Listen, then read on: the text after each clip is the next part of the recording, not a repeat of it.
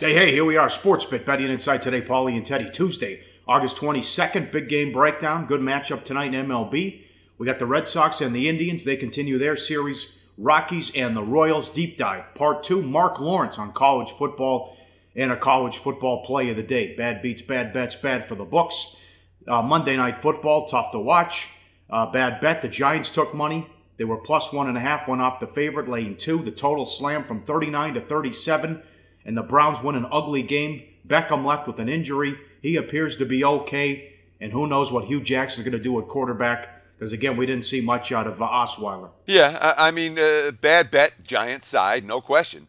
3.5-point move towards the G-men, and it wasn't exactly a riveting affair from the Giants. As you mentioned, OBJ getting hurt, and that kind of took the steam off anything the Giants were trying to do, although it looks like he's going to be okay, not as bad as when he first went down, when it looked like it could be a very serious injury. But, the books did all right with the total. The books did poorly with the total. Bettors cashed in as the under got steamed down from 39 to 37. But, what do you say about Geno Smith? Geno Smith's been given every opportunity to win the second-string job for the Giants. He was awful once again last night. Giants bettors not amused with Geno Smith's performance. All right, same thing here. Bad bet and bad for the books. Red Sox took money, plus $1.25 down to 105. And the under was bet from 9.5 down to 9. 4-3 Red Sox, bullpen blew it. Indians with the walk-off on an error. Yeah, and, it was certainly a bad situation for the books when it came to the total. The total got bet from the under 9.5 down to 9. And, of course, John Farrell held back Craig Kimbrell for a save situation, kind of backfired in the ninth inning after Brandon Guyer led off with a double against Brandon Workman. And then he scored when Brock Holt fielded the bunt from Roberto Perez and threw it away. Bad bet, Red Sox. Bad for books. All the money on the under. The 9.5's all cash, the 9's all pushed. All right, explain this one. A 30-cent move against the Dodgers. It was Pirates money, and the Dodgers win after they were down big early. I can't explain it. I don't understand why they're stepping in front. Well, I can explain some of it. Cody Bellinger hurt for the Dodgers, and that began the steam coming in against L.A.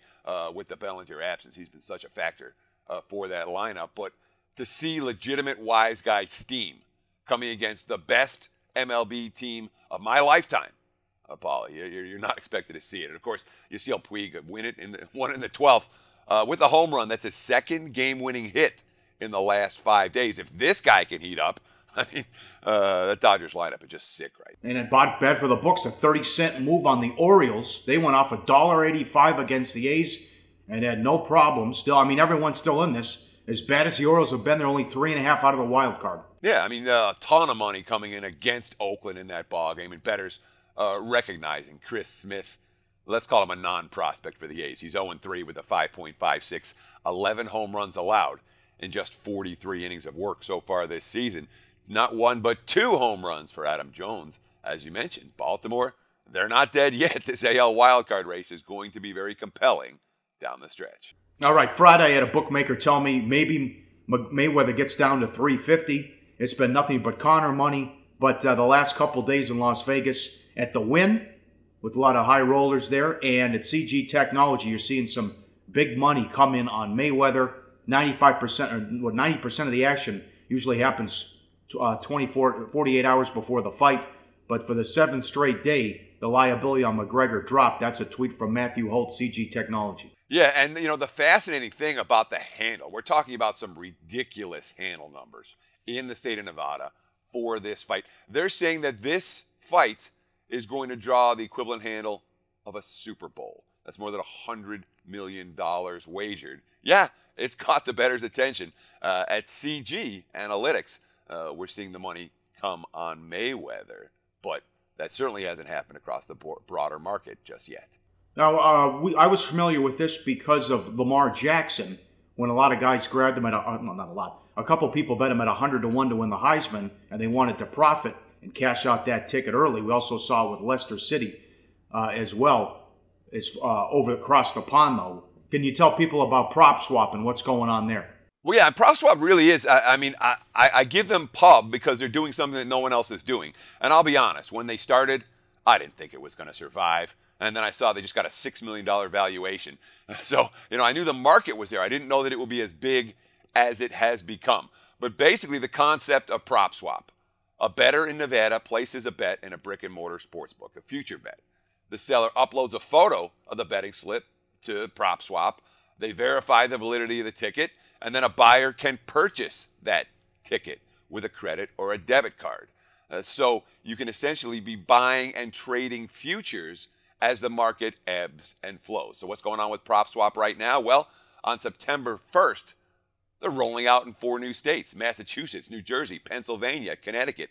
They're moving east. So all of a sudden, all of these future book wagers that you make, well, you can do something with them in a legitimate way. Here's the quote from one of the owners, Pergande. Quote, "As we grow, the plan is for all visitors that come to Las Vegas to make bets with prop swap in mind, knowing it doesn't need to win in order to make a profit.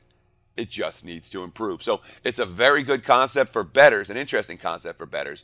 They make their, prop swap makes their cut off the commission. They get a 10% commission off the sale. Other than that, it's simply buyer versus seller and what price people are willing to pay for their future bets. One thing happened Sunday as well. The Chargers got beat. Sean Payton finally won a preseason game. He'd lost 10 in a row, and a game that hurt our feelings. But how about no Rivers? That was quiet. That was kept quiet, and a bit of a surprise that Rivers didn't play. And for the second straight preseason game, 21,000 people only at StubHub Center for the Chargers. No one's excited. This is a real concern. The new stadium in LA isn't going to be finished till 2020. They were originally saying 2019. Well, that's been moved back now. 2020 is the date, which means Chargers are going to be playing here for the next 3 years. And they drew 21,000 people. The stadium's not even 3/4 full. They're not even outdrawing the LA Galaxy from Major League Soccer right now. San Diego's home field may be the smallest in the NFL, and I call them San Diego still. The Chargers' home field may be the smallest in all of the NFL this year. It's certainly something worth paying attention to. That's right. Good point there. Up next, big game breakdown. We'll start with the Indians at home against the Red Sox, coming up on SportsBit. Betting Insight today on SBRpicks.com. Go to SBRodds.com. Browse, compare, and shop live odds available at top online sportsbooks. Back on SportsBit, Betting Insight today. Time for big game breakdown. As always, sponsored and powered by BetOnline. And BetOnline wants to pay for your Mayweather-McGregor pay-per-view. Simply retweet this message to enter, and it goes on through Saturday when the fight happens. Must have a BetOnline account to qualify. Great job, BetOnline. Save $100 and win the pay-per-view for free this Saturday. Game number 1. BetOnline price. Indians are $1.90 at home, 9 the total. Early money on the under. Pfister against Carrasco. Possible home field on the line here. Red Sox with a small lead. Now the Indians see Pfister for the 3rd time in 3 weeks. That's going to be a problem for a guy who doesn't have good stuff, Teddy. Oh, it sure is, and I'm shocked. The nines, I'm confident that by the time you guys are watching this, the nines are going to be gone. It's going to be 8.5, and I'm stunned that we're seeing the money come in on the under in this ballgame. Look, Doug Pfister does not have great stuff. He survives on fooling people when they're not familiar with him, and that worked for him for many years. But this is the 3rd time in 3 weeks he's going to face the Cleveland Indians, and I don't expect it to be particularly pretty. Look at the first meeting. All right, solid performance. Look at the second meeting. Well, he got hit around pretty hard. Pfister won 6-2 in Fenway on July 31st, lost 7-3 there last Monday. But we're talking about a guy right now, he's 2-6 with a 5.56 ERA. He's got career highs in ERA, fielding independent pitching, adjusted fielding independent pitching. I'm not convinced that he's got a ton left in the tank anyway. He built his career on control and ground balls, but his walk per 9 and his ground ball percentage are both career worse. In fact, the walks per 9 is at 4.7. That's more than double his career numbers. Doug Pfister's a problem right now, and I'm not convinced this is going to be an A-level effort from the Red Sox hurler. It's been nothing but Carrasco money all season long. Indians are 17-7 in his starts. He had a terrible game in Fenway, though, early in August. That was the Sale Carrasco game, and it was 5-5 in the bottom of the second. 9 of the 13 batters reached that he faced, but the early exit maybe helped them, gave them a break, because 3 starts since then, a 2.89 ERA with 25 strikeouts and 13 hits allowed. Roller coaster ride at Minnesota, loaded the bases with nobody out in the first and got out of it, but it took 39 pitches, so only went 5 innings. Francona, quote, "That's a hard way to start the game, so staying out there for 5 and for the most part keeping them off the scoreboard will take it." That had a chance to be a complete bullpen game. And more bad news, Andrew Miller off the DL, and then he leaves as he hurts the knee again. That's cause for concern, too. Yeah, sure, and it's the same knee that he was on the DL for, the patellar tendonitis in his right knee. That's a problem for an Indians team that obviously has relied very heavily on their bullpen all season. Now, here's Carrasco, who's been dynamite, and the Indians have been winning for him all year. He takes money in every game. Cleveland's, 17-7 in his 24 starts, but his single worst start of the year came against this Red Sox lineup. That, to me, is something of a red flag when I'm talking about laying $1.90 with anyone. But one thing we're seeing, Jay Bruce for Cleveland, he has really sparked that lineup, that veteran's jolt.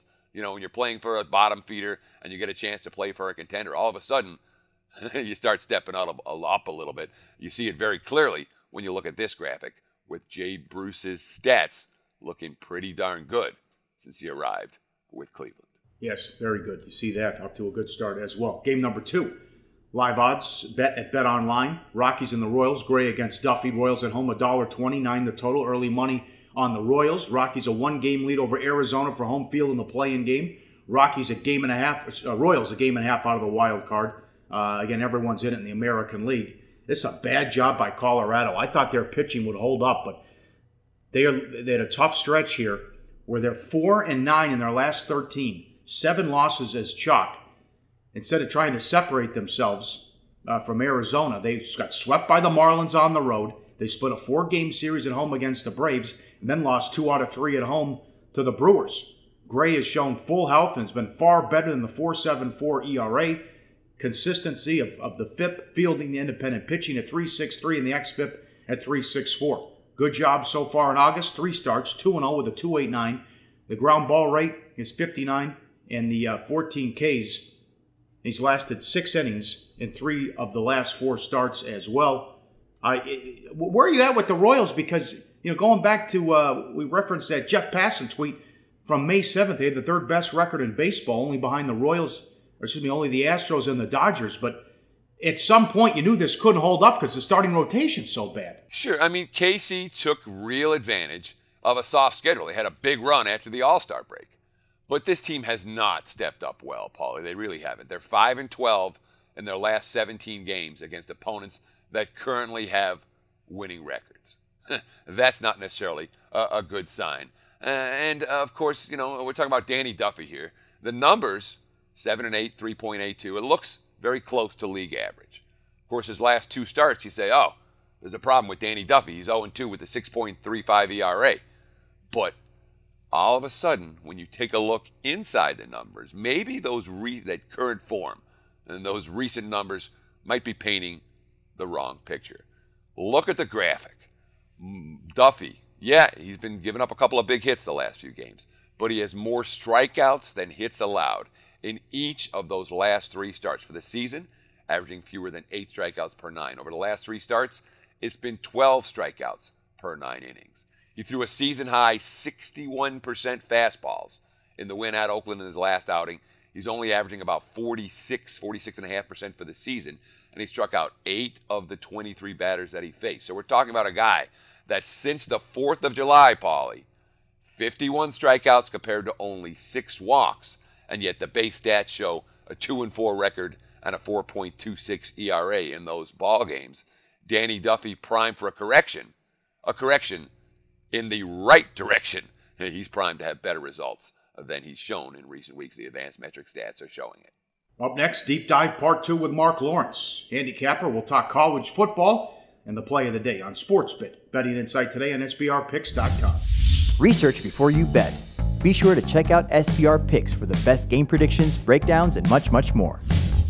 Welcome back to SportsBit, Betting Insight today. Teddy covers here, and I'm joined once again by Marc Lawrence from Playbook.com. Marc, Teddy, as always, my pleasure. Nice to be with you on SportsBit. So, we did a segment earlier talking about your history, talking about some theories. Forget all that today. Okay. We got to talk teams. It's 2017. I know the audience out there, they want picks and predictions. So, let's talk college football. College football is great. I love college football. Me too. Yeah. Let's start talking about some teams that we want to bet on and teams that we want to bet against. Let's look with your number one bet on team. My number one bet on team, I'm going to give you a co-number one if I can. Okay? Sure, please. All right, number one team that I'm really excited about this year are the Wyoming Cowboys, okay? Number one, we all love Josh. Let me stop for a minute. Awesome, because no one's talking about the Wyoming Cowboys. Okay. I've heard 400 people talk about college football. You're the first guy to talk about Wyoming. Good. Tell me. Good. We all know about Josh Allen, the quarterback. We know Craig Bowl, the head coach. What I really like about this football team is two things. Number one, they started more freshmen than any team in college football last year, okay? That freshman experience really rolls over the next year. They become a very highly experienced football team. Number two, they hired a new defensive coordinator this year. His defensive coordinator was the head coach at North Dakota State when Craig Bowl won the FCS championship at North Dakota State. He was also his defensive coordinator there. That was the Carson Wentz team. So now all of a sudden they're all reunited. Okay, so you've got Bowl with his defensive coordinator. You've got Josh Allen. You've got all these freshmen that have this experience and they're eager to play. This is a football team to watch this year. Sure, and certainly I remember when Bowl got hired, and I had a couple of people who always opinions I take very, very seriously said, watch this guy, watch this coach. This team's going to go somewhere. And last year, certainly Wyoming, team that didn't really have a whole lot of expectations coming into the campaign. You know, they weren't so bad when all was said and done. You said you had co-number ones. Give me another bet on team. Well, another bet on team I'm going to look at this year, and this is a little uncharacteristic for me because I usually like defensive teams, but I'm going to go two offensive teams this year. The other one's going to be the Oregon Ducks out of the Pac-12 conference. And the reason I'm going to the Oregon Ducks is, number one, the hire of defensive coordinator Jim Leavitt, okay? I think it was a great hire. This team needs defense like blood, okay? We know that. Okay? We know that too. Number two, Willie Taggart, the new head coach, okay?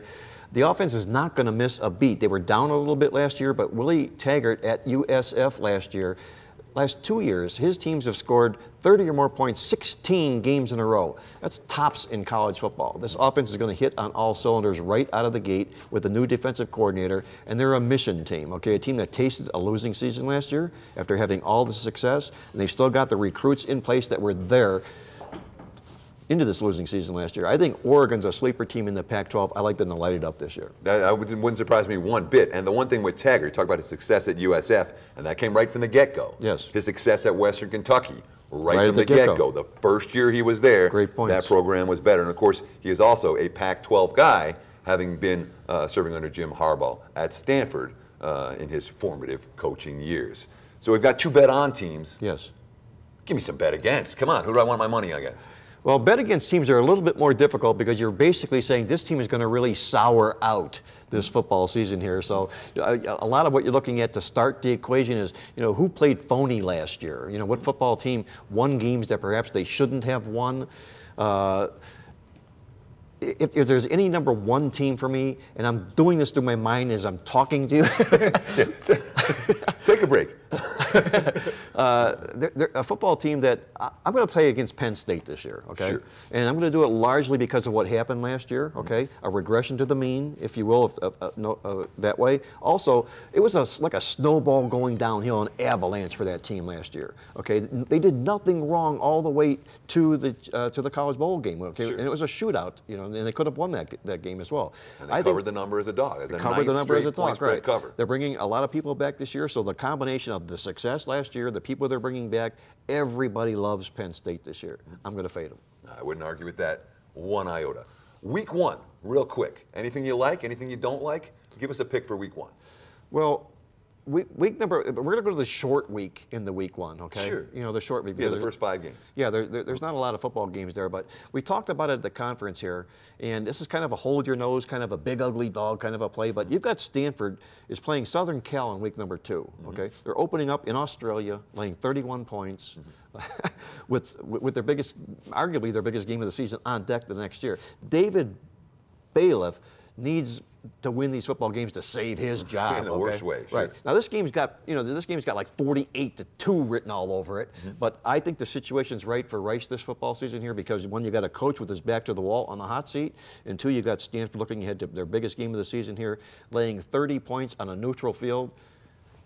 miles and miles away from home here, I'm going to hold my nose, get the clothespin out, and play Rice. And let me just ask you this. Do you think Rice is better to bet? Would it be better to bet them now or better to wait until closer to kickoff? I think wait till closer to kickoff because there's not a lot of people that are going to really come out shooting with Rice early on in that football game. Great information from Marc Lawrence right here on SportsBit Betting Inside today. Marc, thank you so much for your college football analysis. My pleasure, Teddy. Look forward to seeing you more on SportsBit down the road.